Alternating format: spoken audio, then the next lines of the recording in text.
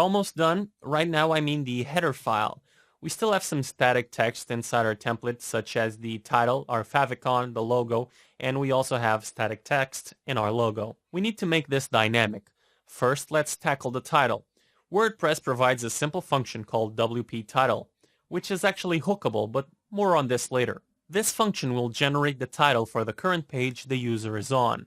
We also need to make sure WordPress knows we support dynamic titles. We can use the add theme support function and pass in the string title tag. Next, let's change the logo. I'm going to introduce a new function called blog info parentheses. This function takes in a string, which is what piece of information about our blog we want. In the resources section of this lecture, I provide a link to more info about this function. If we look at what we can get past, the first one is name, which returns the name of the site. So let's pass that in and see what we can get. Great, we get our site name. Also, our title tags are updating accordingly.